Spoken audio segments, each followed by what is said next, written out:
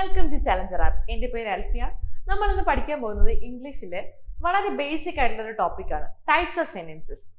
ഈ types of sentences എന്തിനാണ് പഠിക്കുന്നതെന്ന് വെച്ചാൽ, നമുക്ക് ക്വസ്റ്റ്യൻസ് തരാറുണ്ട്. ക്വസ്റ്റ്യൻസിനകത്ത് ഒരു സെന്റൻസ് തന്നിട്ട് അതിനകത്ത് അത് ഏത് ടൈപ്പ് സെന്റൻസ് ആണെന്ന് ചോദിക്കുന്നുണ്ട്.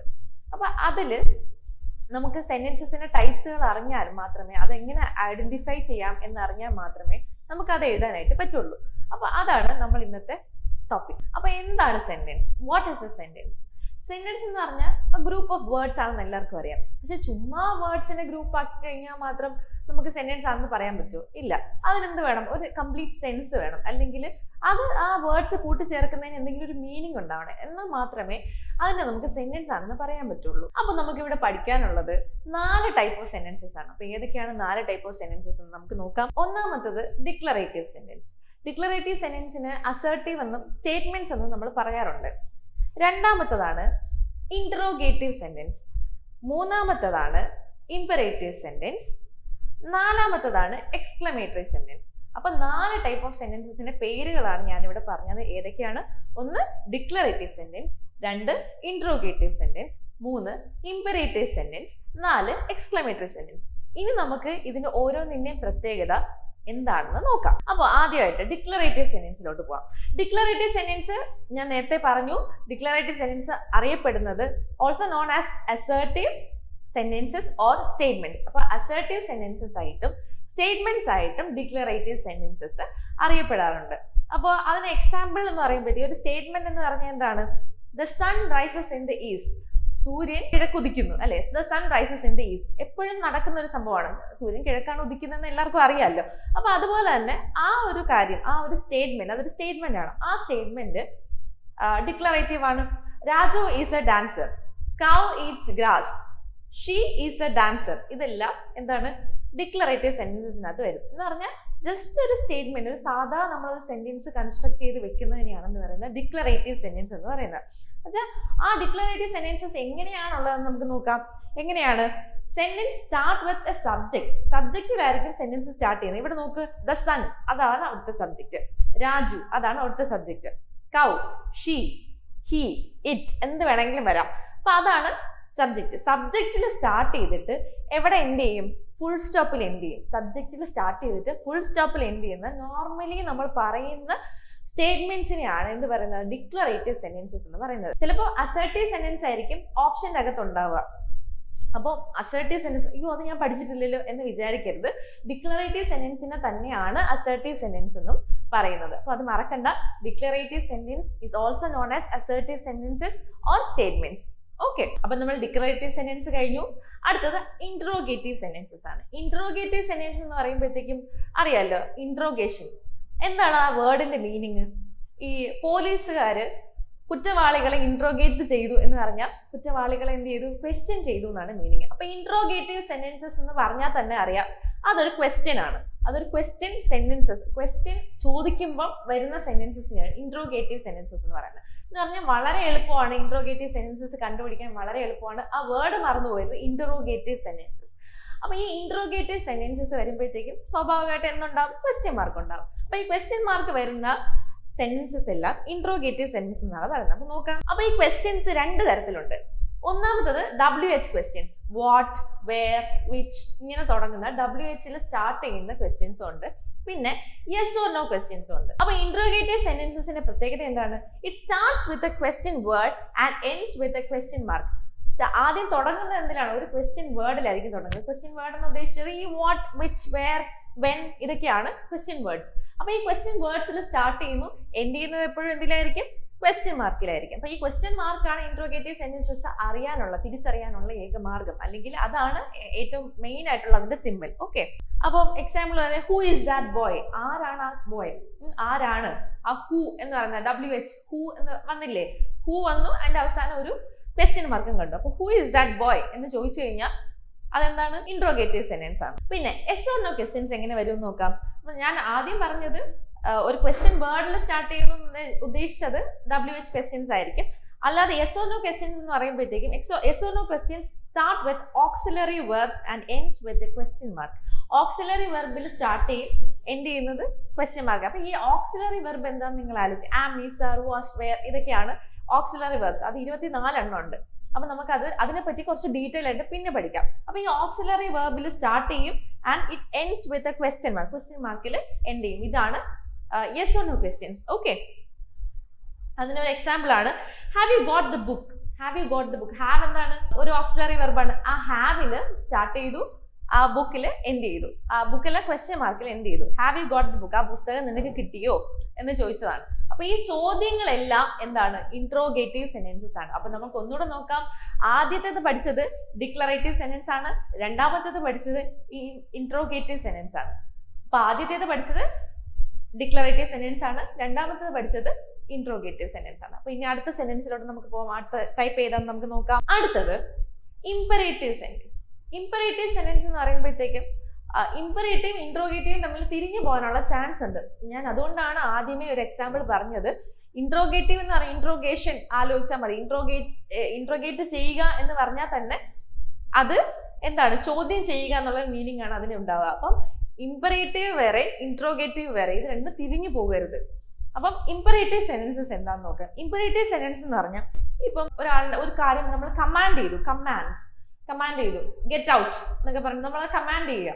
ആ കമാൻഡിങ് വരും, പിന്നെ റിക്വസ്റ്റ് വരും, please give me a pen എന്ന് പറഞ്ഞാൽ റിക്വസ്റ്റ് വരാം, ഓർഡേഴ്സ് വരാം, അഡ്വൈസസ് വരാം, ഒരു ഉപദേശം കൊടുക്കുകയാണ്, അത് അഡ്വൈസസ് വരാം, വാർണിംഗ്സ് വരാം, അവിടെ പോകരുത് വീഴും എന്ന് പറയുന്നതും എന്താണ്? ഇമ്പറേറ്റീവ് സെന്റൻസ് ആണ്. അപ്പം കമാൻഡ്സ് വരാം, റിക്വസ്റ്റ് വരാം, ഓർഡർ വരാം, അഡ്വൈസസ് വരാം, വാർണിംഗ്സ് വരാം, ഇതെല്ലാം വരുന്നത് ഇമ്പറേറ്റീവ് സെന്റൻസിന്റെ അകത്താണ്. Okay, for example sit down, stand up, please give me a pen, etcetera.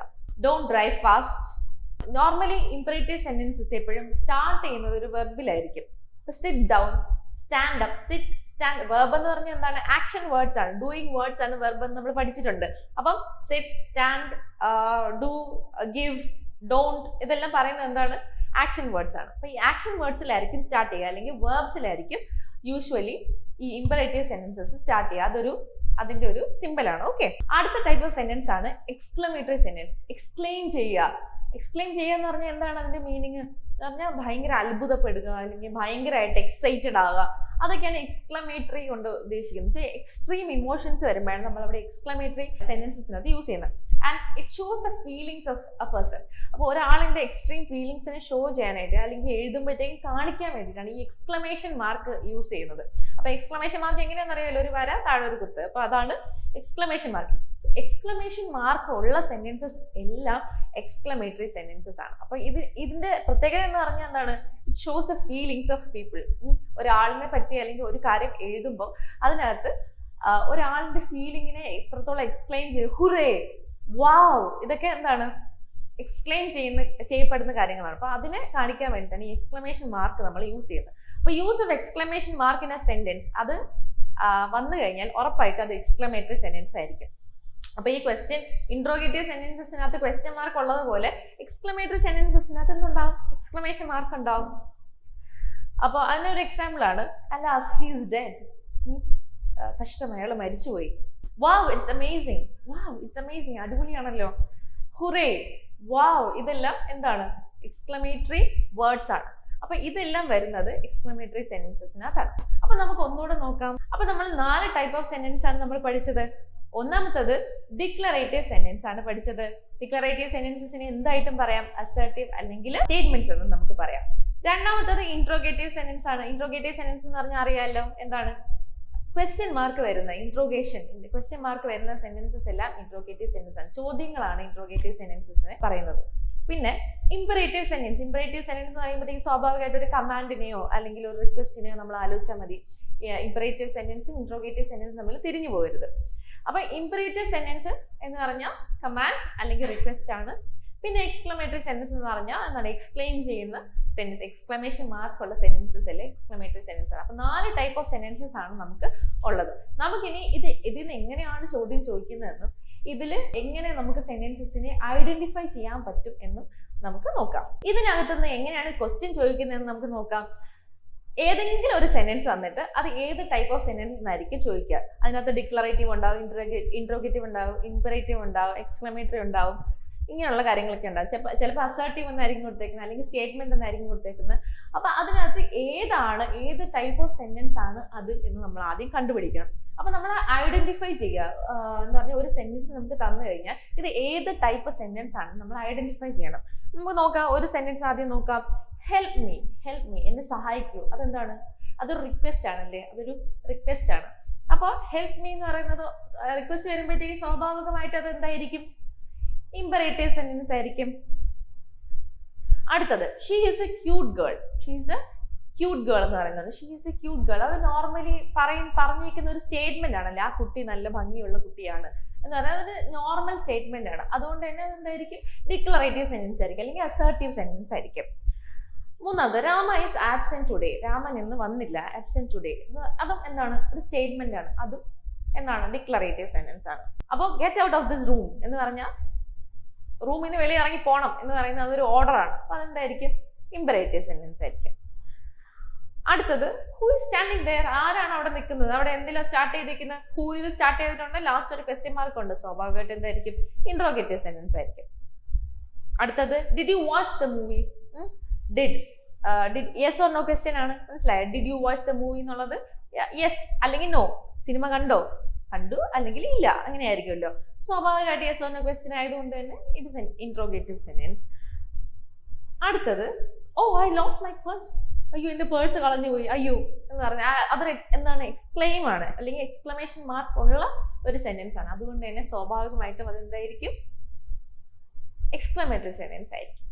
Okay, അപ്പൊ ഇങ്ങനെ ടൈപ്പ് ഓഫ് സെന്റൻസസ് അവർ ഏതെങ്കിലും ഒക്കെ സെന്റൻസസ് അവർ തന്നിട്ട് അതിന് നമ്മൾ എന്ത് ചെയ്യണം? അതിനെ നമ്മൾ ഐഡന്റിഫൈ ചെയ്യണം. ഏത് ടൈപ്പ് ഓഫ് സെന്റൻസ് ആണ് അത് എന്ന് നമ്മൾ ഐഡന്റിഫൈ ചെയ്യണം. അപ്പൊ ഇതിനകത്ത് ഞാൻ ആൻസർ കൊടുത്തിട്ടുണ്ട്. ഹെൽപ്പ് മീ ഇമ്പറേറ്റീവ് ആണ്. She is a cute girl അത് ഡിക്ലറേറ്റീവ് സെന്റൻസ് ആണ്. രാമ ഈസ് ആബ്സെന്റ് ടുഡേ സ്വാഭാവികമായിട്ട് അത് ഡിക്ലറേറ്റീവ് സെന്റൻസ് ആണ്. Get out of this room imperative sentence ആണ്. ഹൂ ഈസ് സ്റ്റാൻഡിങ് ദെയർ അത് ഇൻട്രോഗേറ്റീവ് സെന്റൻസ് ആണ്. Did you watch the movie അതും ഇൻട്രോഗേറ്റീവ് സെന്റൻസ് ആണ്. And oh I lost my purse exclamative sentence ആണ്. അപ്പൊ ഇത്രയാണ് നമുക്ക് ടൈപ്സ് ഓഫ് സെന്റൻസസിനകത്ത് പഠിക്കാനുള്ളത്. അപ്പം വളരെ എളുപ്പമാണ്, വളരെ ബേസിക് ആയിട്ടുള്ള കാര്യമാണ്. നമ്മൾ ഒരുപാടൊന്നും ചിന്തിച്ചു കൂട്ടേണ്ട ആവശ്യമില്ല. വളരെ ബേസിക് ആയിട്ടുള്ള കാര്യമാണ്. നമ്മൾ ഏതൊക്കെ ടൈപ്പ് എങ്ങനെയൊക്കെയാണ് നമ്മൾ സെന്റൻസസിനെ ഐഡന്റിഫൈ ചെയ്യുക എന്ന് പഠിച്ചാൽ നല്ല എളുപ്പത്തിന് ഒരു മാർക്ക് നമുക്ക് സ്വന്തമാക്കാനായിട്ട് പറ്റും. മിക്ക എക്സാംസിന് ചോദിക്കാറുണ്ട്, ടൈപ്പ് ഓഫ് സെന്റൻസസ് ചോദിക്കാറുണ്ട്. വളരെ ബേസിക് ആയിട്ടുള്ള കാര്യമാണ് ഗ്രാമറിൽ. അപ്പൊ നമുക്ക് ഒന്നുകൂടെ റിവൈസ് ചെയ്യാം. 4 ടൈപ്പ് ഓഫ് സെന്റൻസസ് ആണുള്ളത്. 1 declarative sentence, 2 interrogative sentence, 3 imperative sentence, 4 exclamative sentence. അപ്പൊ ഇത്രയാണ് ടൈപ്സ് ഓഫ് സെന്റൻസസ്. ഇനി സെന്റൻസസിനെ രണ്ടായിട്ട് വേറൊരു രീതിയിലും തരംതിരിക്കുന്നുണ്ട്. അത് നമുക്ക് അടുത്ത ക്ലാസ്സിലോട്ട് പഠിക്കാം. Thank you so much for watching the class.